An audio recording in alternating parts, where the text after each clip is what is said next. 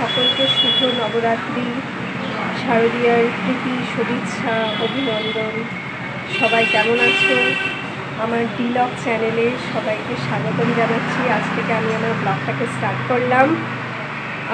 একটু শব্দ হবে কারণ আমার বাড়ি একদম রোডের কাছে, তাই একটু তো শব্দ হবে, প্লিজ অ্যাডজাস্ট করে নিও। আমার সকালে চান হয়ে গেছে, এবার আমি একটু পুজো করবো। তারপরে চলো আজকে দিনটাকে শুরু করা যাক। কী করছি ছোটো মোটো জিনিস তোমাদের সাথে সব কিছুই শেয়ার করবো। চলো, এটা হচ্ছে আমার ছোট মন্দির যেখানে আমি পুজো করি।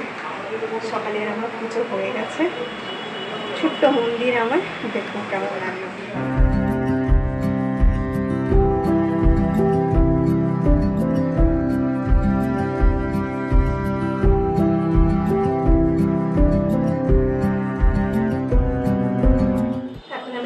আসলাম দুপুরের লাঞ্চ খাবার বানাবো, যেটা প্রত্যেক ঘরেই হয়ে থাকে।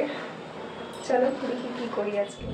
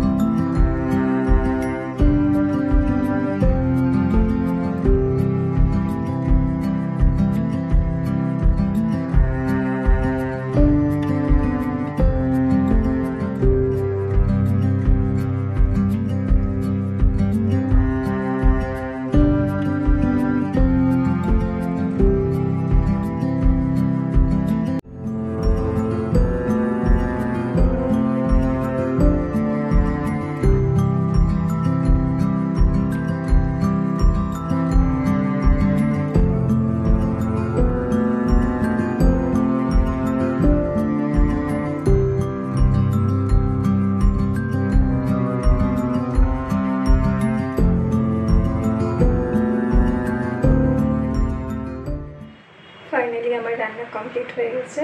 বেশি কিছু করিনি, দুজনের রান্না, আমার আর আমার হাজব্যান্ডের। চলো দেখাই কি কি করেছি। স্যালাড আছে এখানে, এখানে আছে পালং শাক, এখানে করেছি ডিম কষা, এখানে আছে আমার হাজব্যান্ডের মিলেটস, ও মিলেটস খায়। একটু করেছি আলু ভাতে আর উচ্ছে দিয়ে মাখা। এখানে আছে ইলিশ মাছ ভাপা, যেটা দিদি দিয়েছে, মানে আমার যা দিয়েছে। আর এখানে আছে গরম ভাত।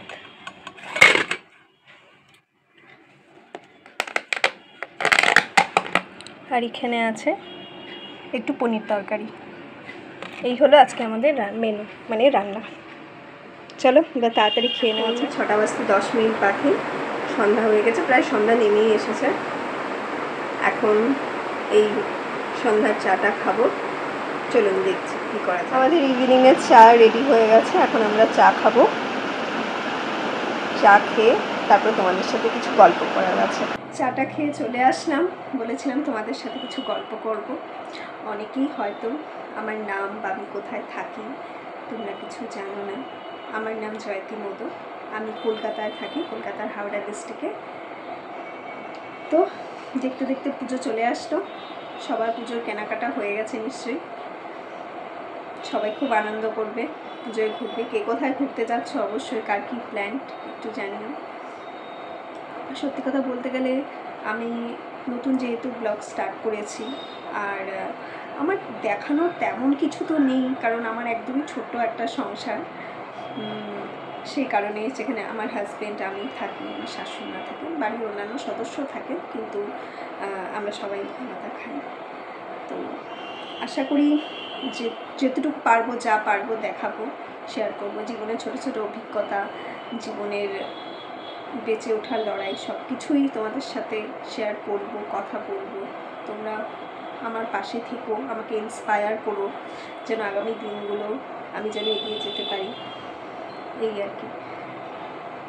এবার দিনের শেষে রাতে রান্না বান্না মোটামুটি আমার কিছু করা নেই, করতে হবে। তো যেহেতু দুপুরে অনেক কিছুই আজকে ছিল, তো রাতে ভেবেছি তেমন কিছু একটা করবো না, শুধু স্যালাড করবো। আমার হাজব্যান্ড ওই গাজর, বিন আর সুইট পটেটো বলুন, কর্ন বলুন, ছোলা বলুন, টমেটো, শসা, পেঁয়াজ টেপ করে দিলে একটা স্যালাড হয়, সেটা খেতে খুব ভালোবাসে, আমিও খুব ভালোবাসি। তো এটা কে কে খেতে ভালোবাসে জানাবে কিন্তু। আর ঠাকুর দেখার কি প্ল্যান, আমিও চেষ্টা করব ঠাকুর দেখতে একদিন বেরোতে, জানি না কতটা কি করে উঠতে পারবো, ইচ্ছে তো আছে। অবশ্য ভালো লাগছে, গোটা বছরে একটাবার মা আসে, আমরা সত্যি খুব আনন্দ করি। আমার জীবনের একটা ছোট্ট অভিজ্ঞতা শেয়ার করছি। আমি ছোটোবেলা থেকে খুবই হই হই করে বা আহ্লাদে তেমন মানুষ হইনি, যেটুকু বাবা মা পেরেছে করেছে। তো একটা ছোট্ট করে কথা বলি, আমি একবার পুজোর মার্কেটিং করতে বা বাজার করতে গেছি। তো সেই দিন আমার জামা টামা কেনা হয়ে গেছিলো, একটা জুতো নেবো বলে। বিশ্বাস করো, সেই জুতো যখন কিনতে আমি যাই, আমি যখন জুতো কিনবো বলে শোরুমে ঢুকি, আমি যখন জুতো দেখছিলাম সেই সময় একটা ছোট বাচ্চা এসে সে জুতোর দিকে তাকিয়ে আছে, সে নেবে ওর মায়ের সাথে। কিন্তু ভাগ্যক্রমে সেই বাচ্চাটা মানে বলতে পারো যে ওর সামর্থ্য নেই, তেমন ক্ষমতাই ছিল না সেই জুতোটা নিতে পারবে বা তার মা ওকে কিনে দিতে পারবে। হাতে একটা পুটলির মতো করে নিয়ে, কাপড় নিয়ে, চুল এলোমেলো পথে পথে ঘুরে বেড়ায় তেমন একজন ভদ্রমহিলার, এবং ছোটো তার বাচ্চা।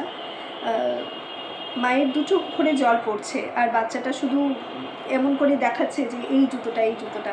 তো সত্যি আমার দেখে এতটাই খারাপ লাগছে। সেই সময় বেরিয়ে এসে সেই বাচ্চাটাকে প্রশ্ন করি, তোমার কি জুতোটা চাই? তো বাচ্চাটা বলে, হ্যাঁ আমার এই জুতোটাই চাই। আমার খুব ভালো লেগেছে। বিশ্বাস করো, সেই সময় আমার ক্ষমতা ছিল না যে মানে বাচ্চাটাকে সেই জুতোটা কিনে দিই, কিন্তু নিজে জুতো না নিয়েও সেই বাচ্চাটাকে আমি সেই দিন সেই জুতোটা কিনে দিয়েছি। আর বিশ্বাস করবে, এত মনে আনন্দ হয়েছে, এত আনন্দ হয়েছে যে নিজে না কিনেও অন্যকে যে আমি মানে সেটা কিনে দিয়ে সেই আনন্দের অনুভূতি বোঝানো যাবে না। তো সে আশা করি আমরা সবাই এমন কেউ না কেউ আমরা কোথাও না কোথাও দেখেই থাকি যে ছোট ছোট পুজোর সময় ছোট ছোট বাচ্চারা, এবং ওরাও খুব আশাতে থাকে কিছু না কিছু যদি আমরা দিতে পারি তাদেরকে, সত্যি ওরা খুব খুশি হয়। তো এই ছিল আমার, চলতেই থাকবে শুধু দুঃখ নিয়ে আমাদের জীবন। দেখতে দেখতে এখন রাত 8টা বাজে। আর এখানেই আমি আমার আজকে ব্লগটাকে শেষ করছি। আমার ব্লগটাকে ভালো লাগলে আমার পাশে থাকবেন, সাথে থাকবেন। আশা করি আগামী দিনে আমি আপনাদের থেকে কিছু সহানুভূতি আশা করতে পারি। তো আপনারাও সুস্থ থাকবেন, ভালো থাকবেন। আজকের মতো টাটা, গুড নাইট।